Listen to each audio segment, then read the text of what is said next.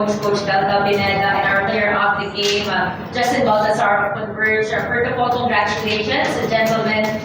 Coach, from being down 8 points at halftime, ano po yung mga nasabi sa locker room that allowed the players to play with more energy, more intensity, and more discipline pagdating ng second half? Okay, so kinausap ko sila yung result ng first half. So 8 points. Then tinignan namin ang stat. Some of our guys didn't contribute dun sa first half. So even our bigs, especially Justin Aranya, talagang well taken on the defense. So broken play muna kami.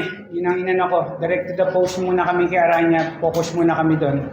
Then if they go the ball, we need to gamble yung outside shooting namin. We need to take yung outside shot kasi ang ganda nung zone defense nila eh. Pero God's help, pumasok yung mga outside shooting namin. And then, hindi sinabi ko sa kanila, we're converged, fight till the end, walang susuko. So,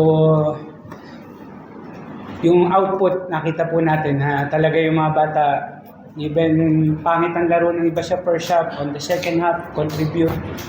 Ito nga, bulikat na eh, nagpapasok pa eh. So, yung attitude nila talagang to win, na lumaban nandoon.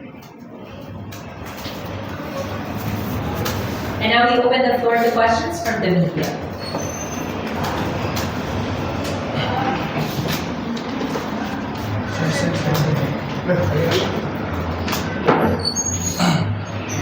Pati, kumusta yung ano nangyari sa'yo? Forward na. Kumusta yung hindi ka sa ating games ko? Ayun kasi sa practice talagang binibigay namin yung best namin, and then nakita mo naman yung rotation namin talaga. Saglit lang talaga kami nilalabas. So kailangan talaga manalo eh. Yun yung mindset talaga namin. And then yung nakita nyo naman sa first half, kasi narana talaga wala talaga nakita eh. So yun nga, sa second half kailangan namin pumosti dito kasi nakita naman natin na si Juan, si Stockton talagang pumupukol talaga eh. Ganda yung mga shooting eh. So, with this win, nasa inyo po yung quarterfinals work. So, nakuha na po yung unang goal nyo sa conference na to. Sige. Ano po yung... Secured na po ba yung quarterfinal? Ano po masasabi nyo? Sa top 8, hindi pa po. Marami pa po itong mabibigat na laban namin.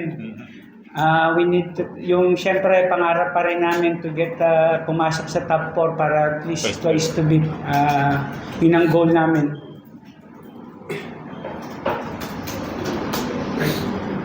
Si Justin Arana parang may endure na rin na kung sa Oo nga eh.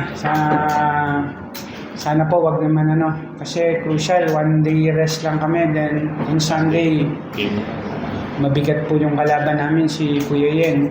Rhino Shine. So, kailangan nung tignan maigi si Aranya ngayon. So, kumusta po yung naging, ano niyo po, yung past few weeks na siyempre wala tayong laro. Anong masasabi dun sa way na nag-respond yung mga players sa break na mukhang hindi sila kinalawang based from this victory? Hindi po, nagtrabaho na mabigat ng mga bata. I only gave them 3 days rest after ng last game. Then after nun, ano na po, yung disiplina sa practice, nandun po talaga lahat. Na ganun po sila. Hindi ho kami nag-break na matagal. Talagang kayod marino po itong mga ito. training pa din.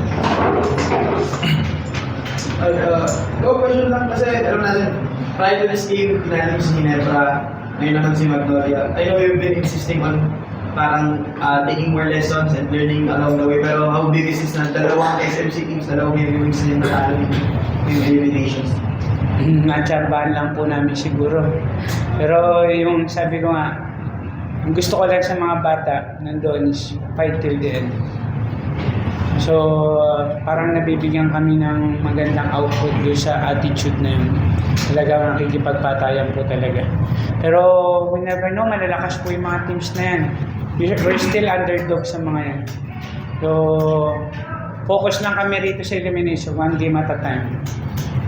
Makikita natin yan sa quarterfinals, semifinals. At definitely, yung mga big teams, yung magagaling teams na yan, mag-i-improve pa po yun ang gusto.